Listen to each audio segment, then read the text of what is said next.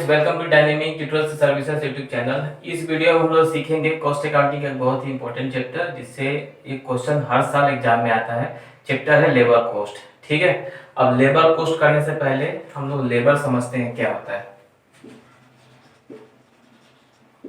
Labour, ठीक है, labour का मतलब जैसे एक फैक्ट्री है, वहां पे काम करने के लिए कुछ लोगों को रखा हुआ है जो क्या करते हैं, सामान प्रोड्यूस करते हैं, एक फाइनल आउटपुट तैयार करते हैं। वही आउटपुट क्या होता है, मार्केट में सेल किया जाता है। ठीक है, तो जो पर्सन को लगाया जाता है गुड्स या सर्विसेज प्रोड्यूस करने में, वो हमारा लेबर हो गया। ठीक है, और लेबर भी दो तरह का होता है। लेबर पहला हो गया डायरेक्ट लेबर, और दूसरा हो गया indirect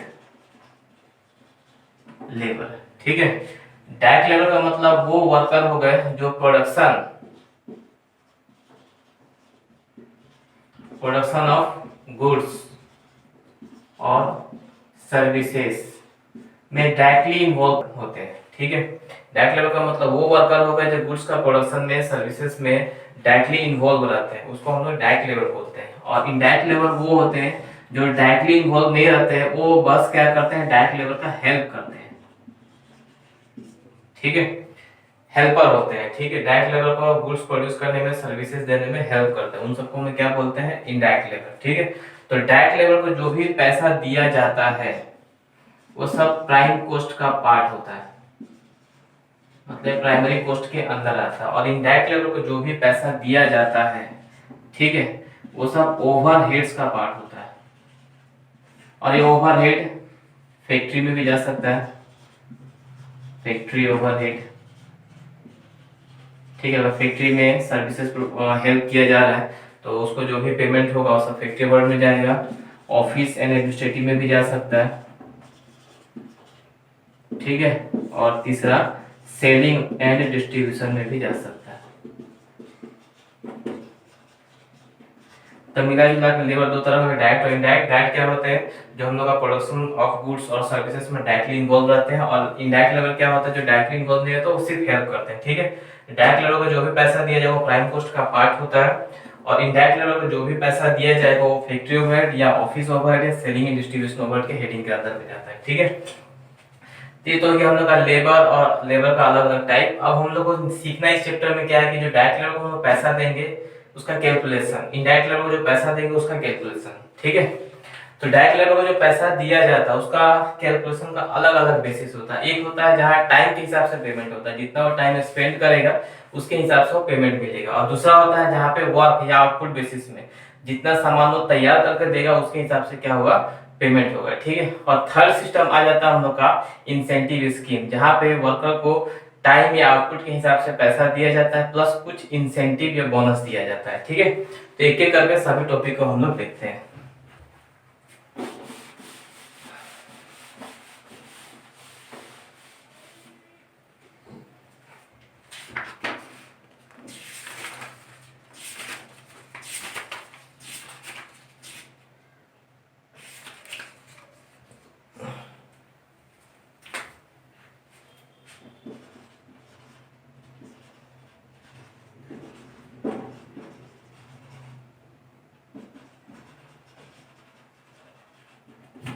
methods of wages payment, worker को जो हम लोग पैसा देंगे उसका कैलकुलेशन का अलग अलग मेथड। अब अलग अलग मेथड क्यों फॉलो होता है, जैसे एक एम्प्लॉयर हो गया, दूसरा हो गया वर्कर। एम्प्लॉयर क्या चाहता है कि कम से कम पैसा में वर्कर से ज्यादा काम लिया जाए, जिससे क्या होगा, लेबर कॉस्ट कम होगा। और वर्कर क्या चाहता है कि वेजेस जो उसका मेन सोर्स ऑफ अर्निंग है उसको ज्यादा से ज्यादा मिले। ठीक है, तो कोई भी ऐसा परफेक्ट मेथड नहीं है जो दोनों का नीड को सेटिस्फाई करे। इसलिए क्या होता है, सिचुएशन के हिसाब से अलग अलग सिचुएशन में अलग अलग मेथड फॉलो होता है। ठीक है, हम लोग यहाँ पे सीखेंगे मेनली तीन कैटेगरी, एग्जाम के हिसाब से तीन कैटेगरी।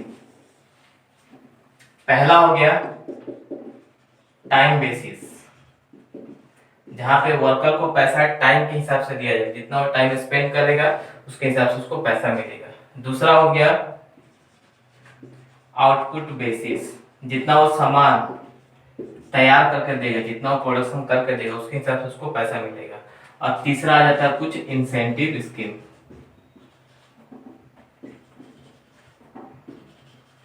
या प्रीमियम प्लान।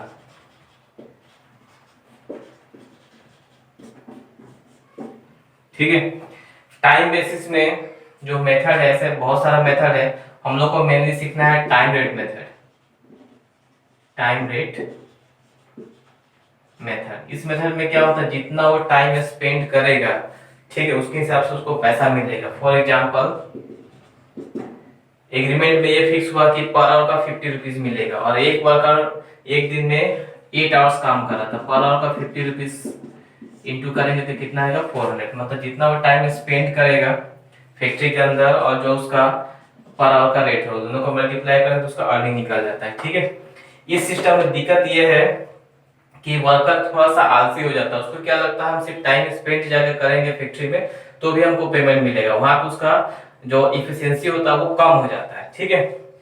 दूसरा मेथड हो गया आउटपुट बेसिस। आउटपुट बेसिस में क्या होता है, जितना वो सामान तैयार करके देगा उसके हिसाब से उसको पैसा मिलेगा। फॉर एग्जांपल जैसे एक वर्कर ने 1000 पीसेस एक दिन में बना के दिया, ठीक है, और एग्रीमेंट के हिसाब से 1 पीस का 1 रुपये उसको मिलेगा, 1000 पीस का 1 रुपये करके वो उसका 1000 रुपये का अर्निंग हो गया। ठीक है। तो इस मेथड का तो कुछ फायदा भी है, कुछ नुकसान भी। नुकसान क्या है, आउटपुट बेसिस में जब वर्कर को ज्यादा पैसे का जरूरत होगा, जैसे फेस्टिवल टाइम में ज्यादा पैसे का जरूरत होता है तो बहुत ज्यादा काम करेगा। ठीक है। और जब उसको पैसे का जरूरत नहीं होगा तो घर में बैठ के वो आराम करेगा। इसमें भी कुछ दिक्कत है, टाइम बेसिस में भी कुछ दिक्कत है। ठीक है। तो इसलिए क्या होता है, मेथड ऑफ वेजेस पेमेंट अलग अलग होता है, सिचुएशन के हिसाब से इसको यूज किया जाता है। और तीसरा जो हम लोग का सिस्टम है, हम लोग का वो इंसेंटिव स्कीम, जहाँ पे वर्कर जितना आउटपुट या टाइम देगा उसका तो पैसा उसको मिलेगा ही, प्लस कुछ इंसेंटिव भी मिलेगा। ठीक है। अब इसमें जो हम लोग का टाइम बेसिस में पहला मेथड है उसको हम लोग टाइम रेट मेथड बोलते हैं, टाइम रेट मेथड। ठीक है। इसमें मेनली एक ही मेथड करने से हो जाएगा। टाइम रेट मेथड का मतलब जितना वो टाइम स्पेंड करेगा, कितना टाइम स्पेंड कर रहा है यहाँ पे 8, इसको बोलते हैं टाइम टेकन इनटू 1 आवर का जो रेट फिक्स हुआ होगा, रेट पर आवर। ठीक है। ये टाइम बेसिस में पहला फॉर्मूला हो गया। आउटपुट बेसिस में मेनली हम लोग को 3 फॉर्मूला सीखना है। पहला straight piece rate. Straight piece rate का मतलब जितना पीस बनाकर देगा उसके हिसाब से उसको डायरेक्ट पेमेंट हो जाएगा। जैसे यहाँ पे 1000 पीस बनाकर दे रहा है, फिक्स्ड कितना हुआ 1 रुपये करके, तो 1000 का 1 रुपये करके 1000 उसको पेमेंट हो जाएगा। इसका फॉर्मूला होता है जितना वो पीस प्रोड्यूस्ड करके देगा, पीस प्रोड्यूस्ड इनटू एक पीस का जो रेट होगा, रेट पर पीस। ठीक है। तो हो गया आउटपुट बेसिस में पहला फॉर्मूला। दूसरा फॉर्मूला है टेलर्स डिफरेंशियल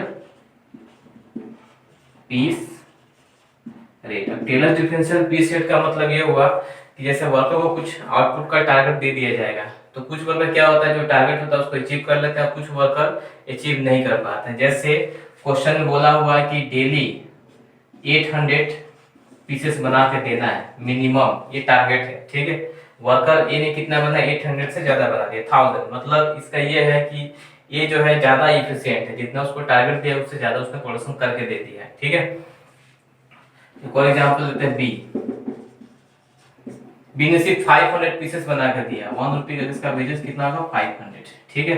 तो टेलर्स में क्या देखा जाता है कि कौन सा वर्कर इफिशिएंट है, कौन सा वर्कर इनइफिशिएंट है। इफिशिएंट वर्कर उसको बोलते हैं जिसने अपना टारगेट अचीव कर लिया, ठीक है, और इनइफिशिएंट वर्कर उसको बोलते हैं जो अपना टारगेट अचीव नहीं कर पाया। तो बी तो यहाँ पर टारगेट अचीव नहीं कर पाया, लेकिन ए ने कर लिया। तो अगर इस तरह का सिचुएशन और टेलर्स का मेथड यूज कर रहे हैं, ठीक है, तो उसमें क्या होता है, जो इफिशिएंट वर्कर है ये, इसको 120% ऑफ पीस रेट मिलेगा, 120% ऑफ पीस रेट। ठीक है। तो 120% पीस रेट कितना, 1 into 120, मतलब 1 रुपया 20 पैसा हिसाब से पेमेंट मिलेगा। और इसका तो टारगेट जो था अचीव हुआ नहीं, टारगेट के बिलो चला गया, इसको जो पैसा दिया जाएगा वो 80% दिया जाएगा, 80% ऑफ पीस रेट। ठीक है। मतलब एट या एबव स्टैंडर्ड गया, जितना टारगेट दिया उससे उतना ही या उससे ज्यादा बनाए तो 120% मिलता है, उससे कम गया तो उसको क्या मिलेगा 80%। और यहाँ पे जो हम लोग फॉर्मूला यूज करेंगे piece produced into differential piece rate. Differential piece rate का मतलब या तो 120% ऑफ पीस रेट लेना है या 80% करके। ठीक है, जब हम लोग क्वेश्चन सोल्व करेंगे तो ये सब सारा सिस्टम हम बता देंगे कैसे निकालना है। और तीसरा आउटपुट बेसिस में हम लोग को सीखना है, पहला हो गया ये, दूसरा, तीसरा हो गया Merrick's multiple piece rate system. ठीक है, max multiple piece rate system में क्या होता है, 3 पार्ट किया हुआ है। अगर इफिशियंसी अप टू 83.33% है तो नॉर्मल रेट मिलेगा, मतलब सीधा सा बात 100%, 1 रुपया फिक्स है तो 1 रुपया ही मिलेगा। अगर इफिशियंसी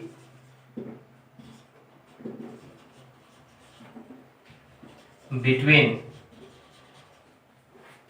83.33% एंड 100%, मतलब 83.33% से ज्यादा 100% तक होता है तो 110% ऑफ पीस रेट मिलेगा। ठीक है, और नेक्स्ट अगर इफिशियंसी एबव 100% होता है तो 120% ऑफ पीस रेट मिलेगा। यहाँ पे इफिशियंसी का मतलब सपोज टारगेट दिया गया है 1000 और एक वर्कर ने बनाया है, जैसे ए ने बनाया 1000 पीस यहाँ पे और बी ने बनाया 500 पीस। इसका अगर इफिशियंसी चेक करना है तो जितना इसने प्रोड्यूस किया है 1000 डिवाइडेड बाई टारगेट इंटू 100% आ रहा है। ठीक है, और इसका इफिशियंसी 500 डिवाइडेड बाई 1000 इंटू 100 50% हुआ। ठीक है, तो ऐसे इफिशियंसी निकालना है। फिर देखना उसको 100% मतलब नॉर्मल रेट पेमेंट होगा कि 110% पेमेंट होगा कि 120% पेमेंट होगा। जैसे यहाँ पे बी का इफिशियंसी 83.33% से कम हो गया तो उसको कितना मिलेगा, नॉर्मल रेट, मतलब 1 रुपये फिक्स है तो 1 रुपये ही मिलेगा। लेकिन ए का इफिशियंसी जो है वो हम लोग का 100% है, मतलब यहाँ पे जा रहा है 100% यहाँ तक, तो उसको कितना मिलेगा 110%। ठीक है, और 100% से अगर ज्यादा हो गया तो कितना मिलेगा 120% of peace rate. 120% of peace rate का मतलब 1 रुपया को 120 से इंटू करेंगे, 1 रुपया 20 पैसा हिसाब से पेमेंट मिलेगा। ठीक है, ये तो 2 मेन हेडिंग हो गए, तो टाइम बेसिस, आउटपुट बेसिस। अब आते हैं हम लोग इंसेंटिव स्कीम पे।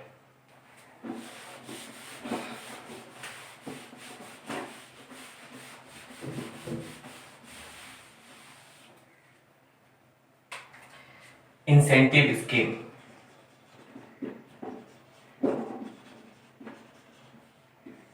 इंसेंटिव स्कीम में हम लोग को मेनली होलसेल प्रीमियम प्लान पढ़ना है और दूसरा Rowan premium plan, wholesale premium plan और रोवन प्रीमियम प्लान। इसके अलावा एक और है जिसको हम लोग होलसेल वेयर प्रीमियम प्लान बोलते हैं, इसके बाद हम बता रहे हैं। ठीक है, होलसेल और रोवन में होता है क्या है कि जो टाइम वेजेस है वो तो उसको मिलेगा ही, मतलब जितना वर्कर ने टाइम स्पेंड किया उतना पैसा तो वर्कर को दिया ही जाएगा। ठीक है, प्लस कुछ बोनस मिलेगा, और बोनस कितना होगा, होलसेल का सिस्टम ये है कि 50% of time 50% of wages of time save, जितना वो टाइम सेव करेगा, ठीक है, जितना वो टाइम बचा है उसका जो वेजेज होगा उसका 50% बोनस यहाँ पे मिलेगा। और रोवन में क्या होता है, बोनस का परसेंटेज प्रोपोर्शनेट होता है, जितना परसेंट वो टाइम सेव करेगा, जैसे 100 आवर्स दिया गया उसमें से 20 आवर्स उसने बचा दिए, 20% टाइम सेव किया तो उसको 20% ही बोनस मिलेगा। ठीक है, फॉर्मूला यहाँ पे यूज करते हैं, पहले time taken into rate. First part तो ये बेसिक वेजेस का होगा, जितना वो टाइम स्पेंड करेगा इनटू रेट, प्लस बोनस मिलेगा यहाँ पे। और बोनस कितना होगा 50% होलसेल में। ठीक है, और 50% बोनस हम लोग किस चीज का निकालेंगे, जितना वो टाइम सेव्ड करेगा, टाइम सेव्ड इनटू जितना वो टाइम बचाएगा। टाइम सेव कैसे निकलेगा, सपोज 100 आवर्स दिया गया है लेकिन उसको 80 आवर्स में कंप्लीट किया, तो 20 आवर्स क्या हो गया, टाइम सेव्ड हो गया। ठीक है, ये हॉल प्रीमियम प्लान का फॉर्मूला है। ठीक है, अगर क्वेश्चन है बाय चांस हॉल वेयर बोला हुआ है, हॉल वेयर प्रीमियम प्लान, इसमें भी सेम फॉर्मूला यूज होता है, बस बोनस का रेट चेंज हो जाएगा, time taken into rate plus ये जो परसेंटेज है ये चेंज हो जाएगा। ठीक है, परसेंटेज जो होता है जो क्वेश्चन में बोला रहेगा वो लेना है, अदरवाइज हम लोग को 33.33% या 30% भी ले सकते हैं, दोनों ही एक्सेप्टेबल है। कहीं 33.33% यूज होता है और कहीं 30% of time saved into date. ठीक है, ये wholesale premium plan, wholesale premium plan का फॉर्मूला है। ठीक है, रो 1 में क्या होता है, टाइम वेजेस तो मिलेगा ही, time taken into rate, time wages तो वर्कर को मिलेगा ही मिलेगा, प्लस बोनस मिलेगा।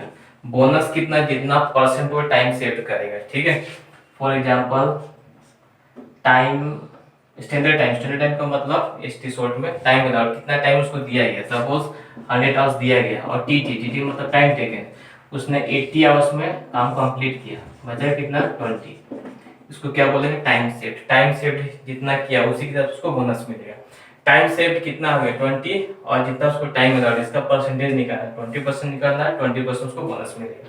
फॉर्मूला इसे बोनस का time saved divided by standard time, इससे हम लोग का परसेंटेज पता चल जाएगा, और उसको मल्टीप्लाई करेंगे टाइम टेकन इनटू रेट से, ये फॉर्मूला होता है रो 1 का। ठीक है, और होलसेल और रो 1 में दो बेसिक डिफरेंस है। पहला, इसका रेट ऑफ बोनस 50% फिक्स्ड है, लेकिन यहाँ पर रेट ऑफ बोनस फ्लक्चुएटिंग होता है, मतलब जितना हम लोग ज्यादा टाइम सेव करेंगे उतना ज्यादा हम लोग को बोनस मिलेगा, जितना कम टाइम सेव करेंगे उतना कम बोनस मिलेगा। ठीक है, दूसरा इसमें जो क्या होता है, हम लोग बोनस निकालते हैं टाइम सेव्ड का जो वेजेस होगा उसके हिसाब से, लेकिन इसमें जो हम लोग बोनस निकालते हैं टाइम टेकन का वेजेस के हिसाब से निकालते हैं, जितना टाइम टेकन किया रहेगा उसका जो वेजेस होगा उसके हिसाब से उसको यहाँ पे बोनस मिलेगा। ठीक है, तो ये हो गया मेथड्स ऑफ वेजेस पेमेंट का अलग अलग फॉर्मूला। ठीक है, अगले वीडियो में हम लोग तीनों टॉपिक का कुछ प्रैक्टिकल क्वेश्चन सॉल्व करेंगे, और पास्ट एग्जाम में जो क्वेश्चन आया हुआ उसको भी हम लोग सॉल्व करेंगे, साथ ही जैन नारंग का जो बुक में क्वेश्चन दिया उसको भी हम लोग सॉल्व करेंगे, और वो जो सॉल्यूशन है ऑलरेडी हम लोग का मोबाइल एप्लीकेशन में अवेलेबल है। ठीक है, तो मिलते हैं नेक्स्ट वीडियो।